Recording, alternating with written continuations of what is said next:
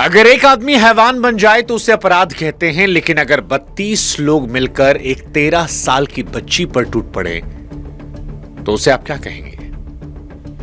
हां, हम और आप जब मर्दों के लिए आवाज उठाने में लगे थे तब राजस्थान में कुछ ऐसा हुआ जिसे सुनकर रूह कांप जा रही है, क्योंकि राजस्थान में 1, 2, 3 नहीं बल्कि 32 दरिंदों ने मिलकर एक 13 साल की मासूम को 5 दिनों तक नोच डाला। 13 साल की बच्ची को 5 दिनों तक। यह सोचकर डर लगता है कि उस बच्ची ने इन 5 दिनों में कितनी बार मदद के लिए हाथ जोड़े होंगे, कितनी बार रो रो कर कहा होगा कि प्लीज घर जाने दो।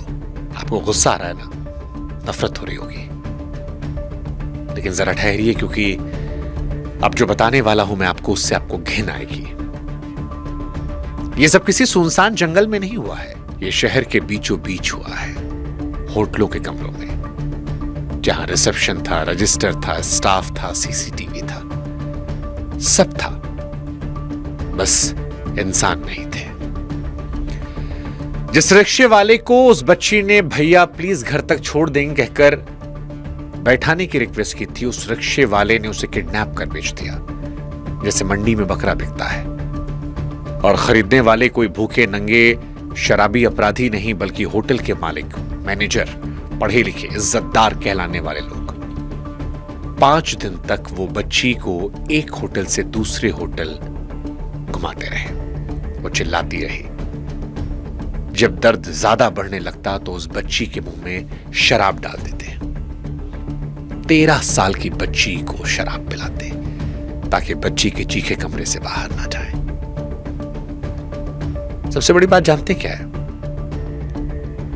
32 लोगों से नोचे जाने के बाद वो बच्ची जिंदा है, जिंदा है शरीर से, लेकिन आत्मा मर चुकी है, क्योंकि स्कूल का बैग, दोस्तों के साथ हंसी, मां की गोद, सब कुछ उन 4 होटलों के कमरों में इन 5 दिनों में 32 लोगों के लूटे जाने से खत्म हो गया। और सबसे दुखद जानते क्या है? हमारा आपका रवैया, क्योंकि हम वो देश हैं जो क्रिकेट मैच जीतने पर सड़कों पर आते हैं, लेकिन हमारे देश की एक बेटी 5 दिनों तक होटलों में बिकती रही और हमारे शहर की नींद नहीं टूटी। और जब खबर बाहर भी आई तब भी इस देश में ना कोई कैंडल मार्च कर रहा है, ना किसी प्राइम टाइम में चीख पुकार मच रही है। किसी टीवी चैनल पे आपको यह खबर नहीं दिख रही होगी, सोशल मीडिया पर भी कोई शोर नहीं मचा रहा। और ये इस खबर का सबसे दुखद पहलू है।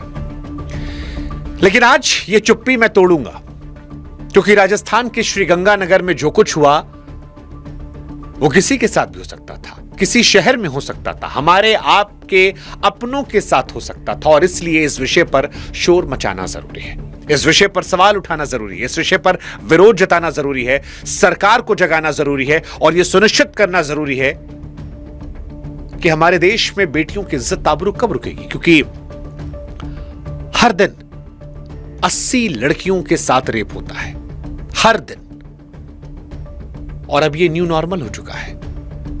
अगर महिला अपराध केसेस की बात की जाए वो तो लाखों में है, और उसी में से एक केस 18 जून की रात को हुआ था। नमस्कार, मैं हूं शुभांकर, और यह खबर बड़ी तकलीफ दे रही है मुझे, बहुत बहुत बहुत तकलीफ दे रही है, दिल टूट पड़ा है। 18 जून की रात 10:30 बजे श्रीगंगानगर एक 13 साल की बच्ची को घर जाना था। उसने वही किया जो आपकी बेटी करती है, मेरी बहन करती। एक ई रिक्शा रोका, बैठ गई, उसी पल में उसकी जिंदगी बिक गई। वो रिक्शा घर नहीं गया, वो गया एक होटल, और वहां उस रिक्शे वाले ने उस बच्ची का सौदा कर दिया। एक सांस लेती, धड़कती, रोती बच्ची का सौदा, जैसे कबाड़ बिकता है। सोच कर देखिए, उस लड़की का रेट लगाया गया होगा, मोल भाव हुआ होगा, और वो बच्ची कुछ पता नहीं होगा, वो इंतजार कर रही होगी रिक्शे वाले भैया बस आ रहे हैं अंदर होटल से। उसी कीमत लग रही थी, और उसके बाद उसे अंदर बुलाया गया, और फिर वो 5 दिन शुरू हुए। 18 से 22 जून 4 होटल, एक कमरे से निकालो दूसरे कमरे में, एक दरिंदा जाए, दूसरा आए, दूसरा जाए, तीसरा आए, तीसरा जाए, चौथा आए, 5वां आए, 6ठा आए, 7वां आए, 8वां आए, 19वां आए, और फिर 32 लोग आए। आप 1 से 32 तक गिन के देख लो, आपको समय लग जाएगा। उस बच्ची ने 32 लोगों को सहा है 5 दिनों तक 4 अलग अलग होटलों में। घिन आ जाती है अंदर से। जब वो दर्द से तड़पती तो दवा नहीं, मां नहीं, डॉक्टर नहीं, उसको शराब डाल दी जाती ताकि शोर ना मचा पाए, बेहोशी की हालत में रहे और ये लोग उसकी इज्जत लूटते रहे। 22 जून को पुलिस ने निकाला, 5 दिन बाद, 120 घंटे बाद, हर घंटा मौत से लंबा। वो रिक्शे वाला सर ड्राइवर नहीं था। हम तो सोचकर परेशान है कि उसके घर में भी उसकी बहन होगी, बेटी होगी, उसकी मां होगी, उसकी बीवी होगी, फिर भी उसने बेच दिया पैसे के लिए। कितना सस्ता है इंसान। कल को हमारी आपकी बेटी किसी रिक्शे पर बैठी, क्या भरोसा कर पाएंगे? और असली गंदगी इस क्राइम में सिर्फ 32 दरिंदों की नहीं, ये पूरी मंडी थी। उस मंडी में हर किसी का हिस्सा बना था। रिक्शे वाले का जिसने बेचा, मालिक जिसने खरीदा, मैनेजर जिसने कमरा खोला, स्टाफ जिसने चादर बदली, बच्ची की वो सूजी आंखें देखी, मुंह फेर लिया। 4 होटलों में 5 दिन तक एक बच्ची गड़गड़ाती रही। एक आदमी 100 नंबर नहीं मिला पाया। सबकी जेब में फोन था, लेकिन शायद जमीर किसी के सीने में नहीं था। क्यों? क्योंकि पैसा जेब में जाए तो कान बहरे हो जाते हैं, आंखें अंधी हो जाती हैं, और ये हवस से भी गंदी बीमारी है, लालच है। अरे जानवर भी बच्चे की चीख पर कान खड़े कर लेते हैं, लेकिन इंसान तो लाश बन गए। आप सोच कर देखिए, 5 रातों में जब सब सो जाते होंगे, वो बच्ची छत की तरफ देखकर क्या सोचती होगी? यही ना कि उसकी मां उसे ढूंढ रही होगी, उसका बाप खोज रहा होगा, भाई बहन परेशान होंगे। अपने ही शहर में उसके साथ 32 लोग खेल रहे थे 120 घंटे तक। और यह सिर्फ 32 दरिंदों का कसूर नहीं है। अगर आप इसके जिम्मेदारी की बात करेंगे तो यह पूरे सिस्टम का कसूर है।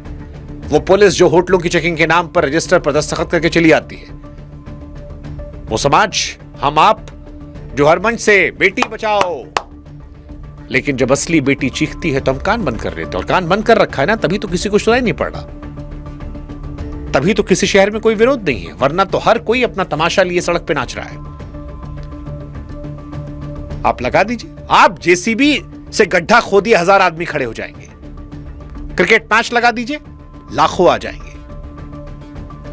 सिनेमा हॉल के बाहर भीड़ है, राशन की लाइन के बाहर भीड़ है, हीरो के लिए भीड़ है, सेल्फी खिंचवाने के लिए भीड़ है, लेकिन इस बेटी को इंसाफ दिलाने के लिए कोई सड़क पर नहीं आया, तब भी जब यह खबर बाहर आ गई। इसीलिए कह रहा हूं कि ऐसा अपराध अकेला नहीं होता, इसके लिए पूरा मोहल्ला, पूरा शहर, पूरा सिस्टम चुपचाप होता है, क्योंकि हमने इसे नॉर्मल मान लिया है। जब जघन्य अपराध होता है तब हम और आप परेशान होते हैं, वरना तो हर दिन में 80 लड़कियां को रेप होता है। हर दिन 80 लड़कियों का रेप होता है। हाँ ठीक है, खबर आई, एक्शन शुरू हुआ है, मालिक गिरफ्तार कर लिया गया है, रिक्शा ड्राइवर, ये सब गिरफ्तार हो रहे हैं। कहा जा रहा है बुलडोजर चला देंगे। लेकिन भैया रुको, बुलडोजर दीवार गिराता है, दरिंदगी नहीं। वो होटल गिराए भी किस नाम पर? अवैध निर्माण। अवैध थे इसलिए गिरा दिए, मतलब पहले से वो गैर कानूनी थे, सालों से धंधा चल रहा था, तब सिस्टम चुप बैठा था। आज अवैध बोलकर गिराया है जब 13 साल की बच्ची की जिंदगी को मलबा बना दिया गया। ये इंसाफ नहीं है, ये अपनी नाकामी पर डाला गया तिरपाल है, क्योंकि इमारत तो 6 महीने में फिर खड़ी हो जाएगी, लेकिन उस बच्ची का बचपन कौन सा ठेकेदार बनाएगा? और आप खुद सोच के देखो यार, जो होटल कल तक अवैध पता ही नहीं था, वो आज गिराया गया तो ये खाना पूर्ति नहीं तो और क्या है? और सबसे दुखद बात जानते हैं क्या है? इस देश में पॉक्सो कानून बच्चों को बचाने वाला बनाया गया था, लेकिन ऐसा लगता है कि कानून है लेकिन दरिंदा डरता नहीं है, क्योंकि पॉक्सो कानून कागज पर तो शेर है, जमीन पर ढेर है। और अगर ना ढेर होता तो 13 साल की बच्ची को 32 लोग 5 दिनों तक 120 घंटों तक 4 होटलों में उसी के शहर में नोच कर नहीं खाते, उसके मुंह में दारू पिलाकर उसे बेहोश करके उसके साथ ये नहीं करते। और अगर ये कर रहे हैं तो उसका मतलब है कि इन दरिंदों को पॉक्सो का डर नहीं है। और जानते क्यों नहीं है? क्योंकि अदालत में पॉक्सो के लाखों केस चढ़ रहे हैं, तारीख पर तारीख, तारीख पर तारीख, और हर तारीख पर वो बच्ची भरी अदालत में खड़ी होकर अपना जख्म दोबारा फाड़ती है। अजनबियों के सामने बार बार। फास्ट ट्रैक कोर्ट, नाम फास्ट, चाल घोंगे वाली है। दरिंदे जमानत लेकर बाहर, फिर उसी गली में सीना तान कर डर के मारे। कई बार तो माला पहनाकर स्वागत किया जाता है। यह हमारा इंसाफ है। जब साल 2012 में निर्भया हुआ था, तब देश ने उम्मीद की थी कि शायद अब इस देश में दोबारा निर्भया नहीं होगा, क्योंकि तब देश मोमबत्तियां लेकर निकला था, कानून की बातें हुई थी, भाषण दिए गए थे। लेकिन सच यह है कि हर रोज 80 लड़कियों की इज्जत लूटी जाती है। हर बार नई बच्ची, नया शहर, नई खबर, क्योंकि दरिंदों के दिल में डर नहीं है। वो जानते हैं कि सालों चलेगा, गवाह थकेंगे, फाइल धूल खाएगी,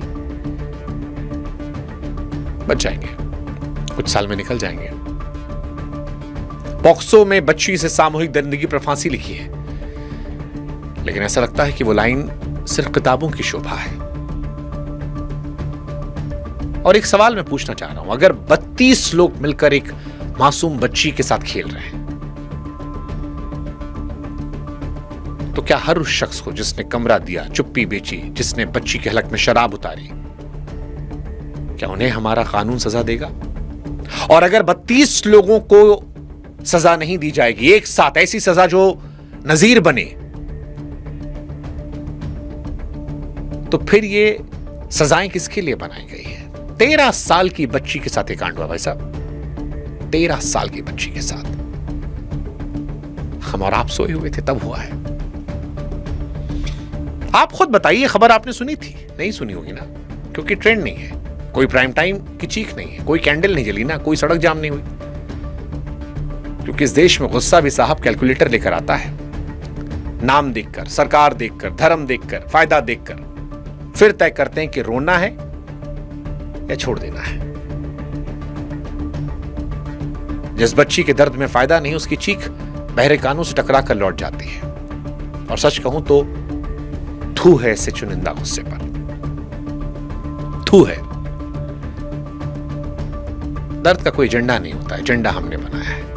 और जिस दिन बेटी की चीख पर पार्टी मजहब देखना छोड़ देंगे, राज्य देखना छोड़ देंगे, उस दिन सिस्टम की औकात नहीं है कि आंख झपका ले। तो वही है। बाकी वो बच्ची जिंदा है, घर लौटी है। लेकिन सच कहूं कि 13 साल की वो बच्ची जिसको 32 लोगों ने नोचा, अब उसकी आत्मा मर चुकी है। उसके सपने नहीं लौटे, उसकी हंसी नहीं लौटी, उसकी नींद नहीं लौटी है। शायद वो हर रोज उन 4 कमरों में वापस जाती होगी। शायद वो जिंदगी भर हर रिक्शे से डरेगी, हर होटल के बोर्ड से डरेगी, हर अजनबी भैया से डरेगी। वो हर रात को अपनी मां से चिपक कर भी अकेली रहेगी। उसका बचपन उन 4 कमरों में दफन हो गया।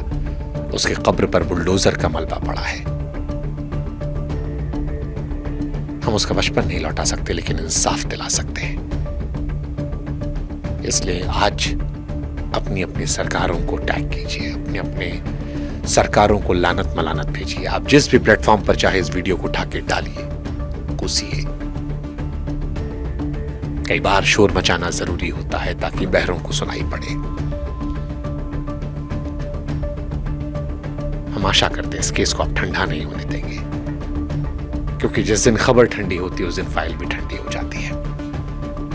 इतना शोर मचाइए कि ये शोर अदालतों तक पहुंचे, सरकार तक पहुंचे और उन 32 दरिंदों को ऐसी सजा दी जाए जिससे उनकी रूह कांप जाए, रूह कांप जाए। भविष्य में कोई ऐसा सोच कर भी डर जाए। क्योंकि अगर आज आप चुप रहे तो कल खबर में सिर्फ शहर का नाम बदलेगा, बच्ची का दर्द नहीं। और अगर आज हमने इस केस को आवाज नहीं दी तो कल कोई और बच्ची कहीं और बैठेगी और फिर यही होगा। फैसला आपका है कि आप सोशल मीडिया पर केवल ट्रोल और स्क्रॉल करेंगे या किसी बच्ची को इंसाफ दिलाएंगे। जय हिंद, जय भारत, नमस्कार।